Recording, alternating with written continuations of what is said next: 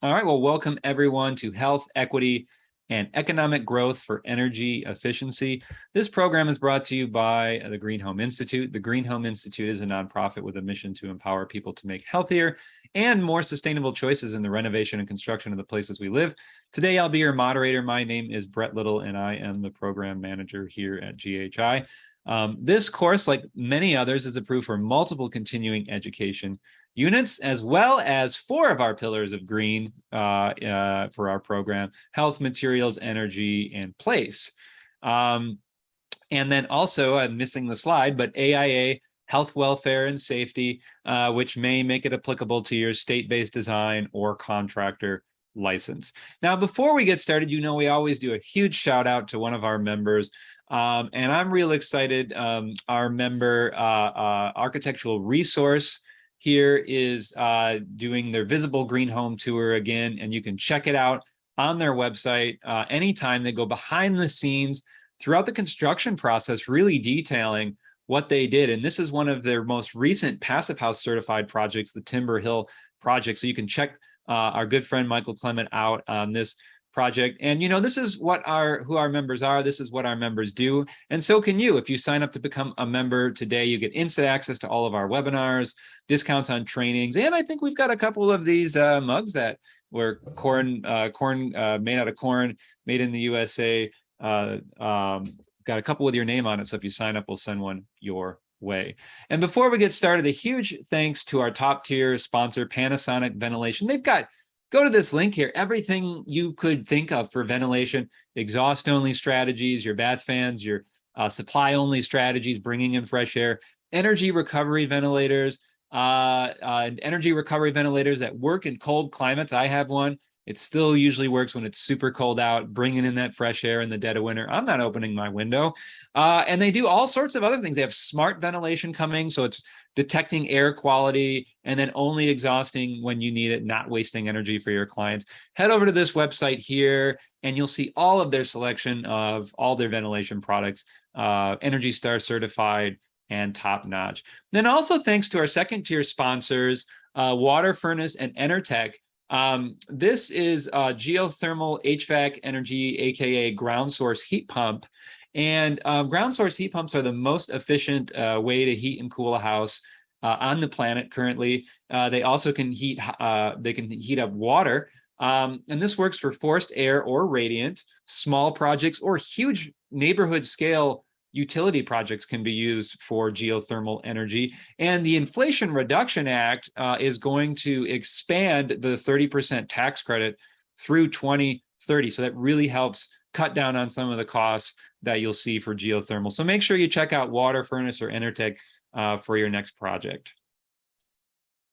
All right, well, I am super excited to hand it off to our speakers today and our members as well, and thank for their support. And Dana, I think this is probably maybe your second or now third time on one of our sessions over the years, so it's really good to have you back and at least see you out there virtually. So Dana, I'll hand it to you to introduce yourselves, Building Clean, and your colleagues. So thanks for coming. Great. Thank you so much, Brett. Let's see if we can get the screen share working here. I think we got it.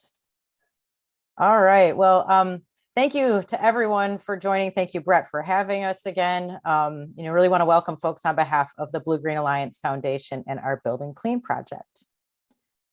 I'm Dana Saylor. I'm the National Program Manager for the Blue Green Alliance Foundation. And today I'm joined by Linnea Morgan, one of our program associates at the Building Clean project. And just some background on the Blue Green Alliance and Building Clean. And so we are a project of the Blue Green Alliance Foundation, which is a nonprofit 501c3 organization that was actually founded in 2006 as a project between the United Steelworkers Union and the Sierra Club. We conduct research and educate the public and media about solutions to environmental challenges that create economic opportunities for the American people.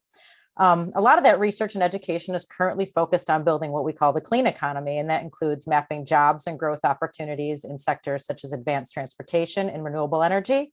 And the Building Clean project works towards this goal by providing education and creating resources for builders to help them identify products that are efficient, US made, free from the most hazardous substances, and cost competitive. And we have a particular interest in working with partners in the affordable housing community so we can help impact communities that need it most. And what we're hoping you'll learn today, where hazardous chemicals are found in building products and how avoiding them can help protect resident and worker health, how marginalized communities are disproportionately exposed to inequities in the built environment, and how really product choices can help improve health and economic outcomes for people living in these communities. And really which building products offer you the best opportunities to what we call buy local and buy healthy, and how our buildingclean.org website can help you identify them. So building clean, our project is really built around three main themes, and that's creating jobs, saving resources, and protecting health. And, making informed choices on building products can have a broad and positive impact on your communities and in all of these ways. And it's important to remember that, really what may seem like a small choice can make a world of difference. And, the importance of these choices is really growing as, billions in new investments in efficiency and affordable housing have been committed through federal legislation like the Bipartisan Infrastructure Law, the Inflation Reduction Act, and Energy Efficiency Conservation Block Grants. And, how do we better define our goals within those three themes and pillars? And so, growing quality manufacturing jobs in the U.S. through the purchase of U.S. union-made and healthier building products. And what we have pictured here on the left is a heat pump hot water heater, which is an efficient, in this case, U.S. and union-made product right here in Michigan. That's where I'm based. I know that's where Brett's based. I know a lot of you aren't based there, but this is just an example of one of those products being made in our state. Installing building products that are free from harmful chemicals that could impact the health of residents and workers. So buy healthy. So what we have pictured here on the right is some mineral wool bat insulation, which in this case was US made, formaldehyde free, and Green Guard certified. And as I mentioned, promote the benefits of a buy local and buy healthy approach to the construction and retrofit of buildings that will save resources, grow jobs, and protect our health. So bring it back to those three pillars. And, I included these two pictures here as these are items that, in working with actually Habitat for Humanity in Rochester, New York, were products that we recommended for them to use. And, both ended up saving them energy and money, both in the purchase price and through energy savings, and help support good quality manufacturing jobs in the US and created a healthier home. And so, why do we focus on buy local? So, I'm sure most of you know the story about the decreasing number of manufacturing jobs in the US is not new. And, this chart shows how, trade deficit has soared, millions of manufacturing jobs have left our country. In particular, 5 million manufacturing jobs have been lost in the US in the last 13 years. And, not only has this increased our dependence on foreign manufacturing, impacted the American workforce. Many of you know about, supply chain disruptions, rising material costs, and the high price of fuel for transportation. Not only is it impacting all industries, construction's in there, so it's crucial that we increase our resiliency through the support of domestic manufacturing. And, why buy local even more? Because, you're supporting US manufacturing jobs, and manufacturing jobs pay more.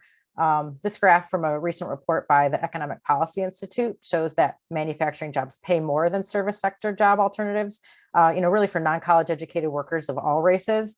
And, the same study found that 11.3% of manufacturing workers are unionized, which often pays better pay, better benefits, and ensures safer working conditions.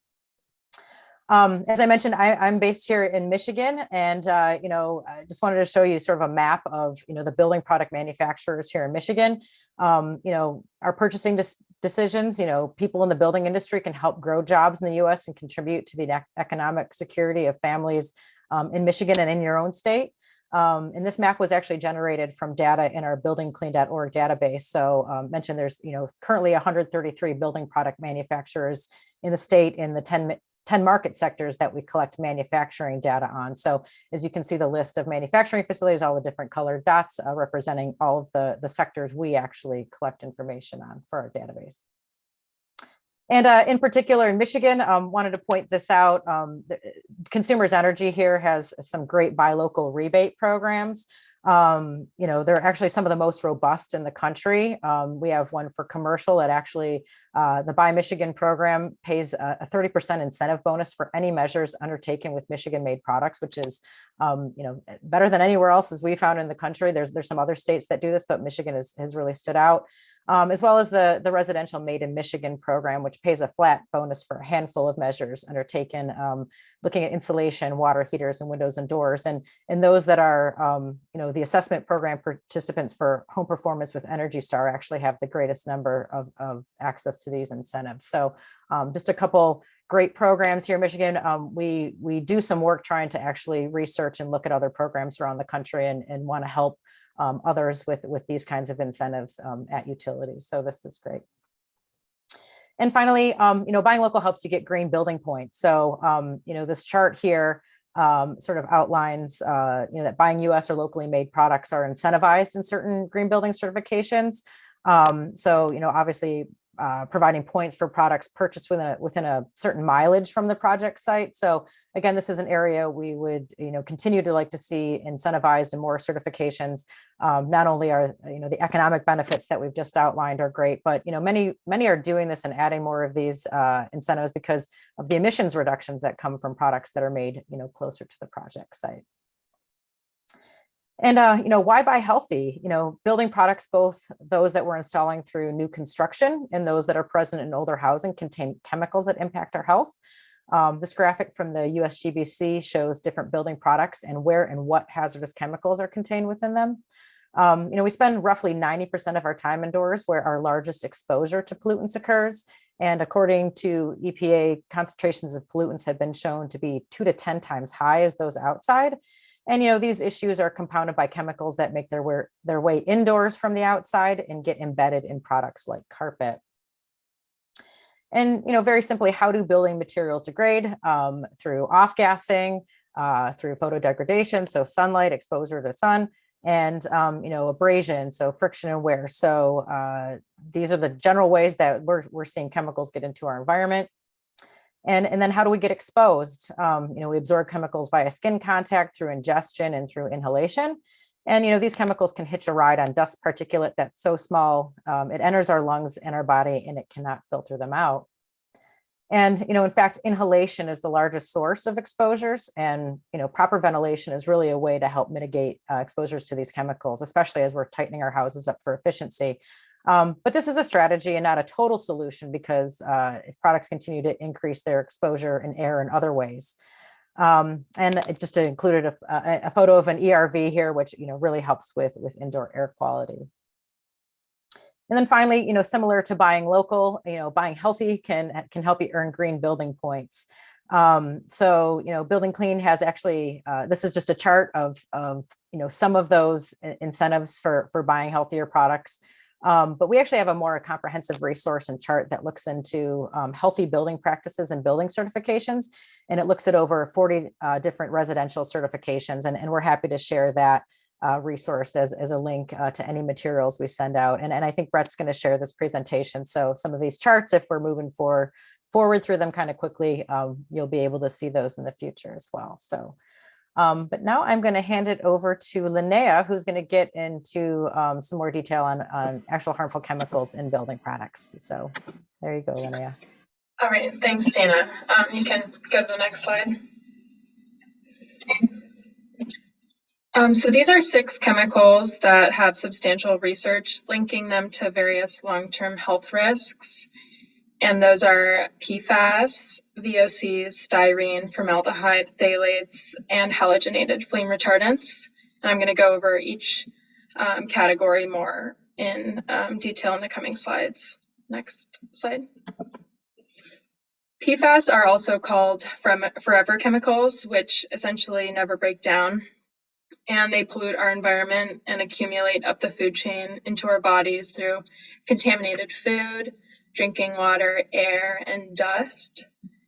They are used in products as an oil, water, and stain repellent, and are found in carpets, furnishings, adhesives, and sealants.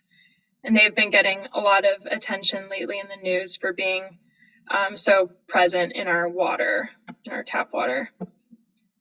There is research linking PFAS in our bodies to birth defects, reproductive harm, cancer, and gene damage. And just wanted to point out these icons at the bottom of the page here. So these are taken from our associated website, chemhat.org, which has health hazard information for a ton of chemicals, and is a really great tool if you're wanting to look up a specific chemical. Next slide, please. Phthalates make plastics more flexible and are manufactured into vinyl products, carpet backing, waterproofing membranes, paints, coatings, adhesives, sealants, caulks, and glues. And there's evidence linking phthalates to being carcinogenic as well as causing birth defects and reproductive harm. Children are especially vulnerable to phthalate exposure as endocrine disruptors impact their development, which can also contribute to the development of asthma. Next slide. VOCs are a very broad range of chemicals that evaporate into gases, which we then inhale.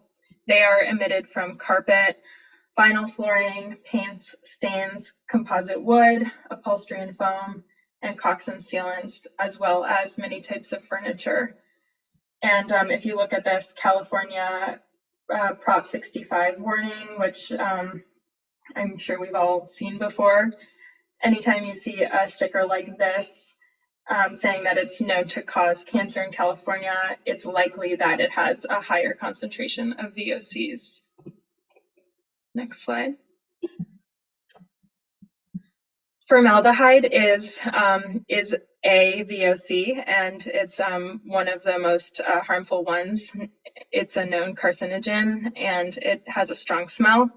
It may be found in fiberglass and mineral wool bed insulation, and is often used as a binder in composite wood products such as particle board, plywood, and fiberboard, and also in cabinetry doors and flooring. Next slide. Styrene is used in the production of polystyrene plastics and resins, and is found in EPS and XPS insulation and rubber flooring. Inhalation of styrene particles poses health risks to installers. In the case of a fire, its smoke is very toxic. Next slide. Halogenated flame retardants are a grouping of flame retardants that are added to foam insulations. There are many studies associating flame retardants with reproductive harm, asthma, birth defects, and endocrine disruption. They are very persistent types of chemicals that are detected in indoor dust, as well as human blood, breast milk, and in the bodies of wild animals as well. Halogenated flame retardants are specifically found in EPS, XPS, and spray foam. Inhalation and ingestion of these chemicals can cause developmental issues in children and are associated with increased cancer risk, impaired neurological and reproductive development. And in a study in which they looked at indoor dust, it was flame retardants and phthalates that were present in almost 100% of the indoor dust samples. So those two are quite prevalent in our homes. So this all matters because vulnerable populations are the ones who are most susceptible to the harmful effects of these chemicals.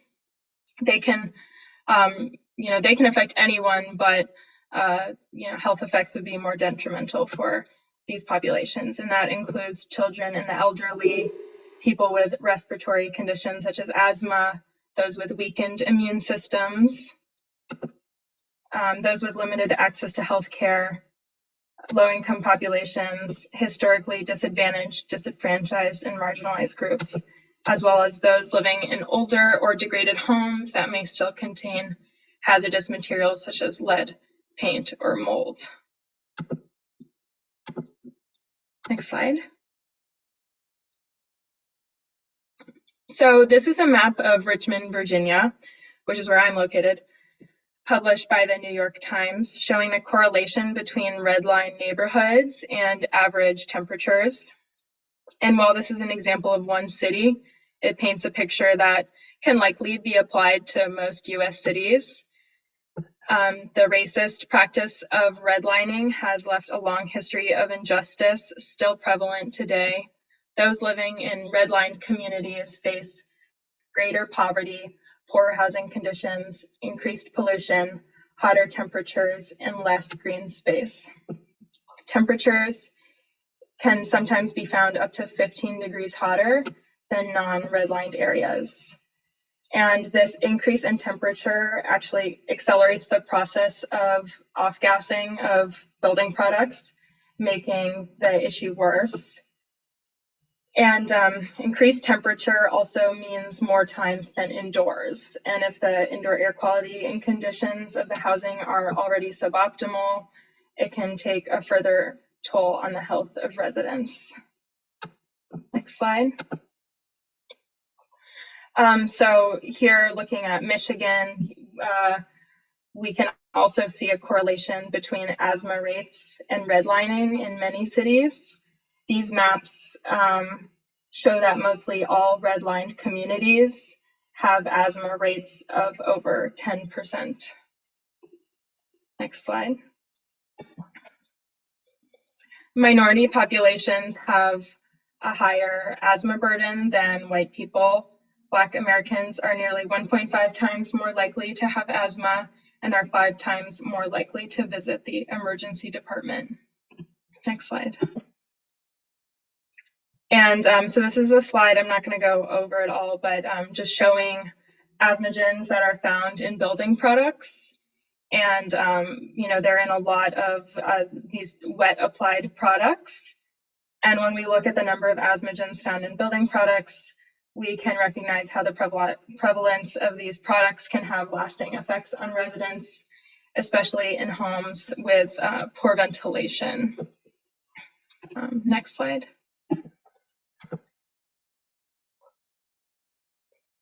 So the good news is there is a better way to build homes that is safe for all residents, those with or without asthma.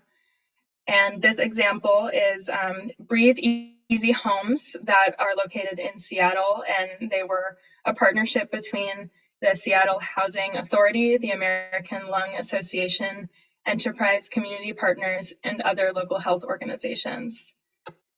And the story of it is that the High Point development targeted low-income families with children suffering from asthma or other conditions, and it was actually on the site of previous low-income housing that was believed to have caused respiratory issues in the first place.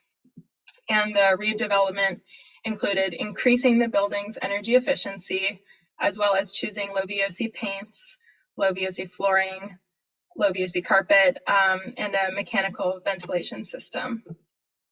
And residents experienced 61% more symptom-free days and 67% fewer emergency room visits. So we can see that it actually works when we build mindfully for the health of people. Next slide. So people of color are also disproportionately impacted by health problems such as adverse birth outcomes, childhood obesity, and diabetes. Black and Mexican Americans are also found to have more exposure to heavy metals, phthalates, and VOCs, while Asian Americans are exposed to higher incidence of heavy metals. The chemical content of building products that correlate most with these exposures are VOCs, heavy metals, and endocrine disruptors such as phthalates and lead. So those are we have discovered are the biggest opportunity areas for making a positive impact in the reduction of those. Next slide.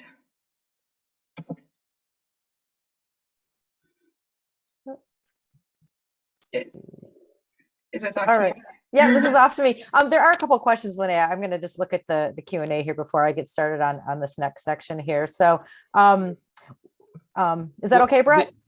If it's all right, why don't we hold them till the end and then we'll go from there. So oh, okay, no problem. Got it. All right, then I'll move forward here, Linnea. So, you know, how do we make better or more informed product decisions? And part of that is through a better understanding of different product disclosures and certifications. So we put together a Venn diagram here that sort of outlines sort of the similarities and differences and just sort of the universe of labels and such out there. If you look to the left, we have our grouping of low VOC certifications. On the right, ingredient disclosures, and then in the middle, those which indicate products that are free of the worst chemicals. Just a little bit of background on this in general. You don't really want to look for green products because they don't really guarantee anything. You want to look for products with these certifications. And I do want to highlight that cradle to cradle certified products that are not gold or platinum are free of the worst chemicals, but they do not have a low VOC emission. So all the other certifications on the low VOC side, Green Guard, Green Label Plus, et cetera, are low VOC certifications. And for those products that carry an HPD or declare label, you'll also want to see that they are third-party verified. Otherwise, it's just the manufacturer that is self-reporting the product ingredients. So a little bit more about disclosure information. How do you know what's in a product? So I mentioned HPDs, health product declarations. They contain manufacturing details, hazardous ingredients information, physical and chemical properties, and fire and explosion hazard data. And declare labels, show where products come from, what it's made of, and where it goes at the end of a product's life. And what we try to do is do somewhat of a ranking to help folks understand, well, of all of this information, what are sort of good, better, best in terms of, what to look for. What are those products that are going to be free of the most hazardous content? And the three right here are, are what cover that. So cradle to cradle certification, again, a third party disclosed certification, which talks about material health, material reutilization, energy and water usage, and actually looks at social fairness. Cradle to cradle material health certificate. It's, again, one of those steps on the way to cradle certification, but again, indicates that that product is free of the most hazardous content. And then living building challenge red list free products are free of the worst in class materials, chemicals, and elements that are known to pose serious risk to human health and the greater ecosystem that are prevalent in the building products industry. Our list of better products or better certifications are those that limit some of the most hazardous content. Green Seal, so GS11 is specifically for paints, coatings, stains, and sealants. This certification screens paints for the harmful chemical APE or alkyl phenol ethoxylate. I think I got that right. But APE is sort of the general, what you'll see maybe if you hear it talked about. And it's a certification, but also has ingredient content requirements. So for example, it has limits on some hazardous content up to 100 parts per million. The Living Product Challenge, so healthier and free of toxins, socially responsible, and respects the rights of workers. And they say it's the product or the certification is a net positive and benefit for both people and the environment. And then finally, declare LBC Red List approved. So that's Living Building Challenge Red List approved. So for a manufacturer to claim its product is LBC Red List approved, it actually must disclose 99% of the ingredients and residuals present or at or above 100 parts per million or 0.01%. The product may contain one or more red list chemicals, but only if it is covered by an exception. And then finally, these are what we call the good certifications. So these are still good. These are basically your low VOC certifications. Indoor Advantage Gold, focuses specifically for furniture and building products. Floor Score, looking specifically at flooring products and adhesives. Green Guard Gold focuses on products we use to build and furnish our indoor environments. You'll want to check Green Guard Gold products for additional formaldehyde-free verification. And then Green Label Plus specifically is for carpeting, pads, and adhesives. And actually, in terms of other resources we actually created a one-page PDF that has these certifications and their rankings, good, better, best, and that we're also happy to help share that. Happy to share that with participants post-event. And then I'm going to actually hand it back over to Linnea, and she's going to dig a little bit into products by detail. So Linnea. All right, next slide. So Insulation gets a lot of attention for its potential health risks, in part due to the prevalence of added flame retardants. Like I had mentioned earlier, we recommend to avoid using foam whenever possible, especially when inside the air barrier. It is also important to avoid insulating the interior of ductwork and make sure all duct insulation is happening on the exterior of those ducts. Next slide. So, favorite alternatives for board insulation. The best option would be to use formaldehyde-free and Green Guard Gold mineral wool insulation.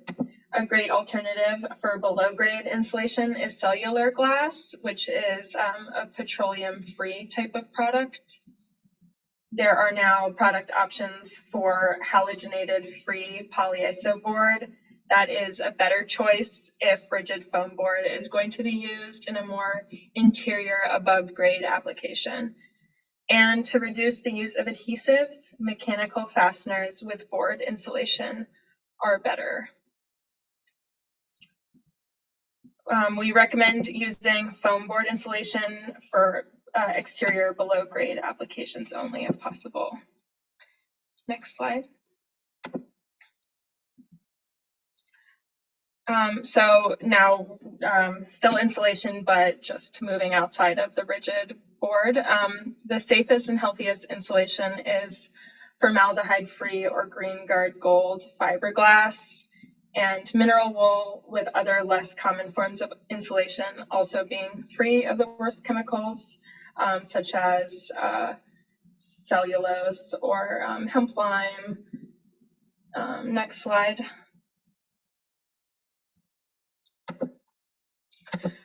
So with flooring, children under the age of 6 are especially vulnerable to chemicals that are present in flooring because they spend more time on the floor and also have a higher incidence of hand-to-mouth behavior, have higher levels of absorption, have a faster inhalation rate, and a smaller body mass.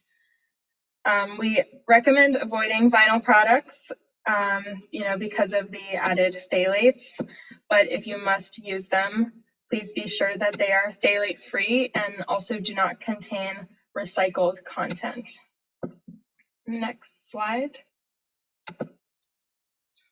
Safest alternatives for flooring would be pre-finished wood flooring, linoleum, concrete flooring without added PFAS densifiers, or US-made ceramic tiles that do not contain recycled content from cathode ray tubes.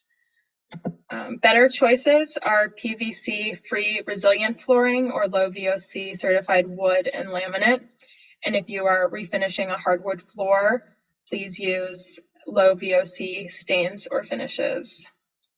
And we recommend avoiding carpet whenever possible, but if it is necessary, be sure to go with one that has a third-party certification, preferably red list free or cradle to cradle. Next slide. So joint sealants, avoid using spray foam because it's the most hazardous sealant product as well as the most hazardous insulation product. Ingredients react on site, release hazardous chemicals such as isocyanates, which is the leading cause of workplace asthma.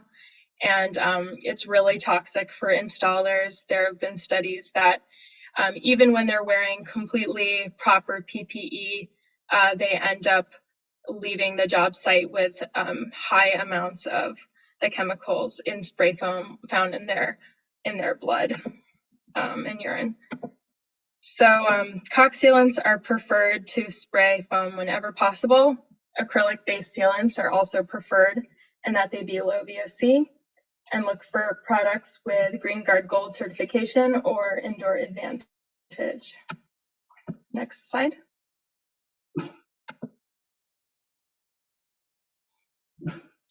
So for building enclosure, drywall products with high natural gypsum and low synthetic gypsum content are preferred. And additionally, low VOC certified drywall compound is best. And there are red list free product options for exterior sheathing as well.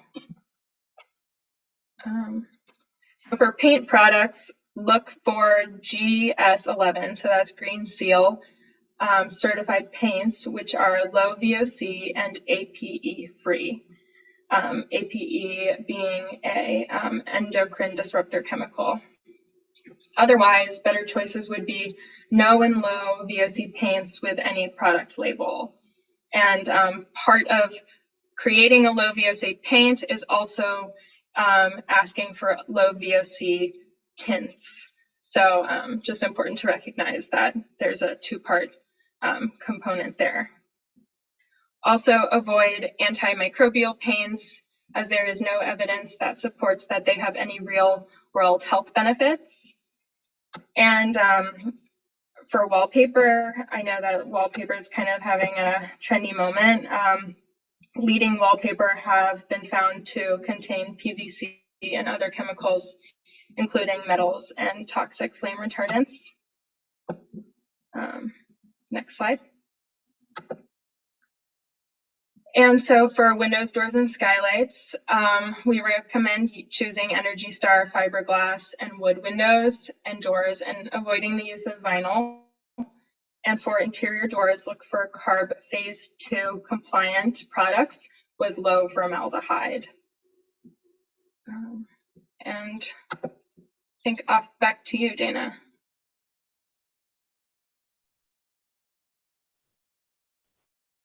Oh, I disappeared. Let's see. Oh, there we go. Now I'm back.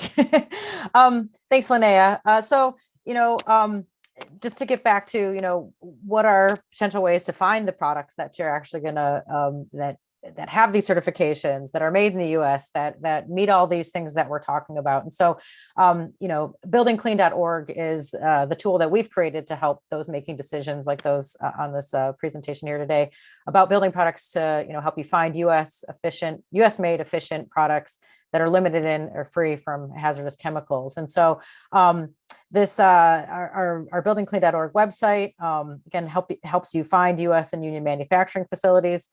We have over 4,600 manufacturers and 10 different building product market sectors. Showed you some of those earlier in that map of Michigan and where the products are, but we can make maps for states all around our country that have similar looking manufacturers in them. And you can actually, search those manufacturers by zip code, state, and building product type. So again, showed you some of the building certifications, green building certifications. A lot of those are sort of, you can by radius. So if you can find products made within 100-mile, 500-mile radius of your project site. So the zip code search is intended to help you find those manufacturers that are making products within those radiuses. And then, buy healthy. So we're trying to help folks, again, find those building products with third-party certifications and ingredient disclosures, and then just actually learn more about harmful chemicals in building products and how to make informed choices. So we're actually in the process right now of updating, redesigning, and expanding our site. It's actually set to be relaunched in late October or early November of this year. So we have a lot more new and updated content that will be on there.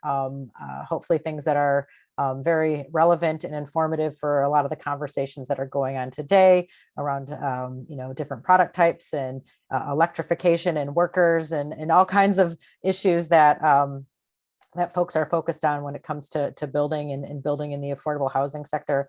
But want to encourage folks to go visit it for now, but definitely come back and visit us again in the late fall, where we're going to have more information. And please feel free to reach out to Linnea or I with any questions about it or how to use the site, and we can certainly be helpful. So I'll just move us on to here's our contact information. We'd love to talk to you. And thank you for listening. Hey, thanks, Dana and Linnea. Now I see why you didn't want to show the site, because you are updating it, though. I wonder, I'm curious if you still think it might be beneficial just to kind of show it off real quick. I have it ready to share here. Would you be okay with that, or you Sure. really just want to keep it hidden? No, it's okay. No, absolutely. Okay. We can just show, because I think it just helps, show what we're all about. So yeah, absolutely. Yeah. Happy to share it. So I mean, I really appreciate it, and just personally, when as a consultant for green building, when we're working on a project, I really like to go here and again, take a look and say, okay, what are you trying to accomplish? You want to get some points for insulation, right? We're doing a project in Michigan, so I click on insulation, and then I go to down here to Michigan. And let's say they're looking, a lot of people are using like blown in insulations because they want to be healthier. They're not wanting to use that foam. So click on blown insulation, Michigan, and apply, and boom. And I already know these answers here, right? I mean, I know this because I live here and I've been working here. But again, I can really show the project team that we're working with, look, this is right in our own backyard. These companies right here, they've been here creating jobs in the community, using recycled content in their materials. So, make sure when you're putting your specifications together to, select one of these companies, and we can get you some extra green building points. So I was just showing you all a very obvious and easy, especially for those of you working in West Michigan, example. But, I mean, Dana, is this kind of how the new site's going to function a little bit? Yeah, I mean, so our facility search will be generally the same. We're just basically updating and expanding all of the information. And just to let folks know, we originally gathered this information by looking at Energy Star and WaterSense certified products. So we did all the background manufacturing research on that. And it's actually worthy. I'd say so far we've found the only ones who are actually collecting the manufacturing info, and just a little bit of disclosure on the manufacturing stuff. So these are locations. Brett, would you mind clicking on Applegate insulation right there, just to kind of show the information we collect on the product. So this is telling you about that location. The one thing, and we know that this location makes cellulose insulation, but when it comes to some of the plumbing products and other things, you have global manufacturing. So Delta Faucets will make products here in the US, but sometimes they'll make certain, model numbers or whatever overseas, and they'll switch that manufacturing around. So we do ask folks to do their due diligence on some sectors, especially because it is a global manufacturing environment and not everything is made specifically at that site. So usually a product on the box or on a specification sheet will say if it qualifies for Buy America or things like that. So just a little extra due diligence there, but this can help you direct you to where you need to go. Well, that's a good point. And I'm curious, is your website update to go through and update all of these manufacturers and changes they've made? Or even outside of a website update, do you all have a team in place that's constantly reviewing your information just to make sure it's accurate? Like if you say, Delta's manufacturing something local and then they shut the plant down, how quick do you update something like that? Yeah, well, that's why, I mean, it's a very comprehensive process. Yeah. It does take time. And we do have a research team that is dedicated to that. So I would say, it's maybe not fair, but our goal is to do this big update and continue to update it more regularly. We've upped our processes to make it easier, but there's new markets and new products that come in and out of the market and new manufacturers. So it's definitely something we do our best to stay on top of. And location shuts down, we want to update it. Location gets added, we want to add it to the website. So, but that will be all updated by the end of in the October, November timeframe. Great.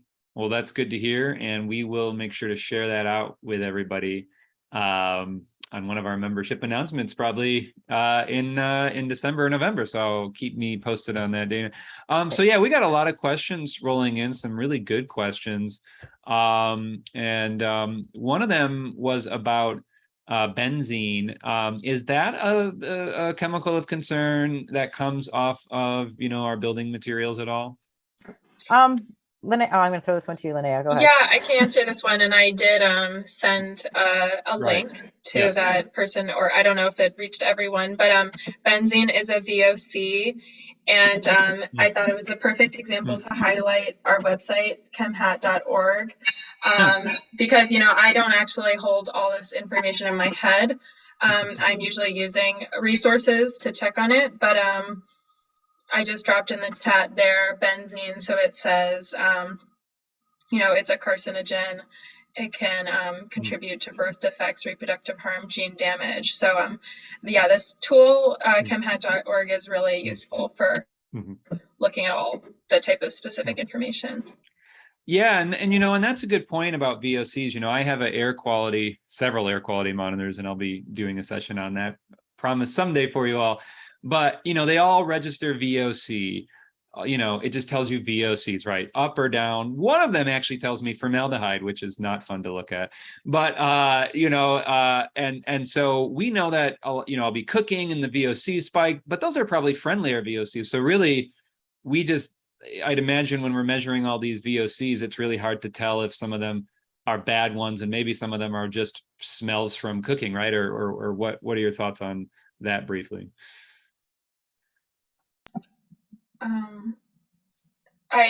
Sorry, what exactly are you asking? So the thought is they pointed out benzene, or you all mentioned formaldehyde, like if VOCs spike on a VOC monitor, it may be hard to tell if it's a really bad VOC or a friendly, because I assume not all VOCs are bad. So that's a good question, whether all VOCs are bad. Don't think all of them are definitely more harmful than others, but it would really be impossible to tell because VOCs are really emitted from like all types of things. But I think that's part of the reason why it's important it's like kind of like source control, like be aware of what you're bringing into your home to start with, because what we bring into our homes, otherwise, we may not always have control over it, but recognize where we do have control over it and, fix that. Yeah, absolutely. And, obviously, we mentioned sometimes we have no control, so we talk about ventilation, right? And you mentioned that study in Seattle where there was like a two-prong approach where it was reducing VOC materials, adding in ventilation. And though, what about people who want to use, more natural approaches? Obviously, one being, and we're not talking about opening the window here because I think that, I think just to be honest, that's just a bad idea. There's so many bad air quality you can bring in. It doesn't make sense on extreme. But what about, this question that came in here, and I'm going to expand it a little bit. If I remember right, NASA had come out with over a decade ago about all these plants that could absorb VOCs. And then from what my knowledge was, that study was, recently debunked, that wasn't true, or at least, it wasn't enough. You would have to have so many plants in your house to make it work. So the question here was kind of about these natural approaches. They kind of went into herbs, rosemary, basil, lemon, chives, peppermint. Can you speak to, is there any evidence that natural approaches within our homes can actually absorb these VOCs at a safe rate? I haven't seen any studies about that. So I'm not sure, I can't really speak to that, but I would say, fresh air would be the most natural way to get, to flush it out. So yeah, I'm sorry, I can't speak to those other methods. Well, we do talk about biophilic design, though. It's something that we've been interested in, and talking about bringing the natural world inside as a way of making you healthier person in other ways. So maybe not specific to lowering VOC content, but a way of a happier indoor environment for sure. So yeah, like having natural shapes, and we all know greenery and plants can help with mental health, right? So yes, absolutely. Yeah, don't want to discourage that. I'm just saying, I'm concerned about the plant, people thinking they can bring in plants to remedy VOCs. So, well, I guess I would say that natural materials, building materials, tend to have higher performance of being able to retain moisture, having open vapor systems. So yeah, just being, I would call that like a more natural way to have a healthy environment. But that, wouldn't come from the plants necessarily, but from these plant-based building materials.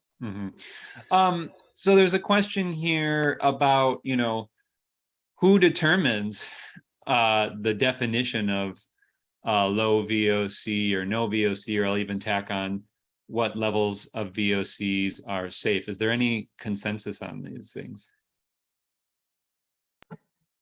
Yeah, so there are the bodies of organizations, that monitor VOCs and have these certifications, including the California Department of Health, I think, or they have established thresholds that they, would be low VOC, and ones above that, not being low VOC. I can't speak, in this moment to what those actual thresholds are, but and I think there's the emissions, like the VOC emissions is one component of it, and another component is the VOC content.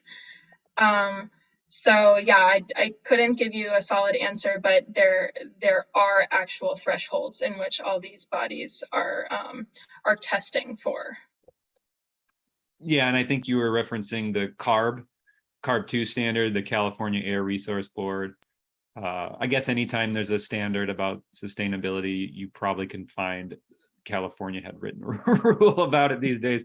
It seems to be the case. So, lots to talk about with VOCs, obviously. I want to bring up the USDA bio-based certification. I didn't see that on your list, Dana. Is that something that's going to be added? Is that just speaking to materials as far as like a sustainability sourcing, or do you know if the USDA bio-based is something you'll all track that also helps with health? That's a great question, Leah. You look like you're going to answer that one. Yeah. That's a good point. I think that we don't include that because I don't know if they have any markers of it for like material transparency or like testing it for these chemicals. I think it just means like a certain percentage of the product has been like natural biogenic materials have been used. But that is a good point. I think it would be interesting to incorporate that more into this world. Yeah, definitely. And I was really surprised. Well, no, I wasn't surprised at all, but slightly intrigued, because are there really trade-offs? You had mentioned, and I hadn't heard this before, but and I picked up on it, that when you're selecting vinyl, try to avoid vinyl flooring. I think we've all, we always mention that. I'm like a broken record when I tell project teams avoid vinyl flooring, and of course they don't because budgets, right? So, but I mentioned, it is an asthma trigger, and so you mentioned you can find ones without phthalates, which is great. I'm hoping we can find those on your website.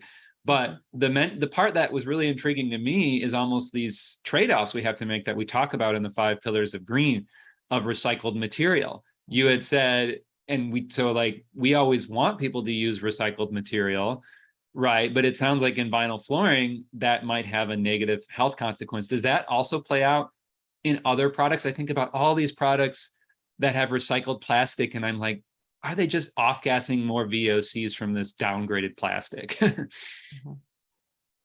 Yeah, that actually is the case with when you take a healthier materials approach.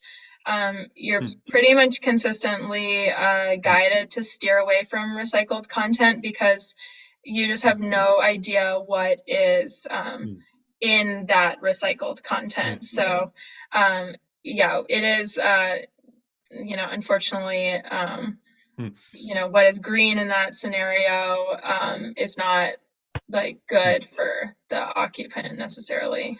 And you know what I would also mention, Brett, you're talking about cellulose, and cellulose is something that has a lot of recycled content. But with the decrease in the number of like newspapers that are being recycled, they're looking for other feedstock. So what's ending up is they're actually taking, you think food packaging, which has coatings on the inside, that then end up in the recycled content of the cellulose. So then you actually then are entering chemical content into the cellulose product. So yeah, there are some questions about the health impacts of using recycled content. And I hate the fact that there's a trade-off, because you want to be able to use old materials. So. Yeah. Well, I know we have just a little bit of time left. So just real quick before we wrap up, as a reminder, those of you who want to rewatch this, share this with your colleague. Maybe you didn't catch all of it. Yes, you can go to our YouTube channel in the next couple of days and find it, or subscribe there, and you will get an instant update in your inbox when the session is ready. For those of you watching this in the future, not right now, on demand, head over to their Thinkific channel or GBCI channel and take your quiz with an 80% passing rate, and you will receive your CEU certificate. For those of you watching this here today, mark certs at gutenbergcerts.com as safe, and as long as you were appropriately logged in through Zoom and here for the bulk of the time, you will receive your certificate. And as always, we have to say a huge thanks to our board of directors, all of our volunteers, nearly 250 Green Home Institute members, among some great members here today. And also our executive director, Jose Reyna, and all of our top tier sponsors who allow us to do what we do, Mitsubishi, April Air, and many of our other sponsors who help us keep doing these sessions. So I want to talk about the equity impact here, about what you were talking about. And there were some questions here, on where people can find resources about sort of the alignment of some of these health issues and red line communities. Any places that people can find that if they're trying to figure out like what's going on in their own community? I think we're actually happy. Our team actually created a couple of those maps that showed the red line districts and the asthma rates. So we pulled that from some public information, but I'm happy to maybe put together a few resources to direct folks to some of that information to look at for their own states if they're interested, and we could send that around with any follow-up materials, Brett. Yeah, thanks. And just as a reminder, the EPA and the White House both launched environmental justice screening tools. And also, for those of you in Michigan, so did Eagle. And I would imagine so did many other state energy offices. Everybody's launching an environmental justice screening tool. So we hope to do a session on that later this year to get the White House, maybe that's going to be hard. But the EPA definitely Eagle, to talk about some of these tools that can help you identify, these local issues. There was a question here about, to what degree are construction workers informed about the health effects of these harmful chemicals during install? Is OSHA or unions involved in educating workers? Are there cumulative effects considered by the EPA when citing minimum allowed amounts of harmful chemicals? Pretty big question, but any those are all great questions. Yeah. And I would say in our new website, we're actually going to have a lot more information. We have, as I mentioned, we're a partnership between the United Steelworkers and the Sierra Club. We have a lot of union partners, folks, we work with folks like the laborers and others, and carpenters who are in construction, and trying to put together some of their training materials and other things and make them available for people if possible. So yeah, because they're really paying attention to that stuff. OSHA does, there are, federal agencies, state rules and other things governing work sites. But I would say in terms of training and maybe some specific information, we'd love to, we'll have some more of that information available on our new website for folks too. Well, we are at our time. I know you all have to get going. But where can people go just real quick to learn more or access the tool or learn more about the foundation? Sure. BGAfoundation.org is the Blue Green Alliance Foundation website. We already mentioned buildingclean.org is where you can, find the manufacturers and information on certified products. Or then, feel free to reach out to Lene and I directly. I mentioned before, we've done some projects one-on-one, working with affordable housing partners to actually do product selection. So we use our database and tool to help look at what you're currently purchasing and then try to provide alternatives that meet all of the criteria we talked about today. So please feel free to reach out to us. Great. Linnea Morgan, Dana Saylor, and a huge thanks to you. Thanks to all the support from the Blue Green Alliance Foundation and Building Clean. Thanks for joining us and educating us on this important topic. And it's good to see you again, and good to see all of you for joining us. Thank you. Have a great rest of your week, and we'll catch you on our session next week. Take care. Thank you so much, everyone. Thanks, Brett. Bye. Yep. Be sure to check out all of our courses available online that you can watch anytime and anywhere to pick up your CEUs. Before you go, make sure to subscribe to us on YouTube to get weekly updates and stay up to date on green building science courses, webinars, and home tours. Thanks again.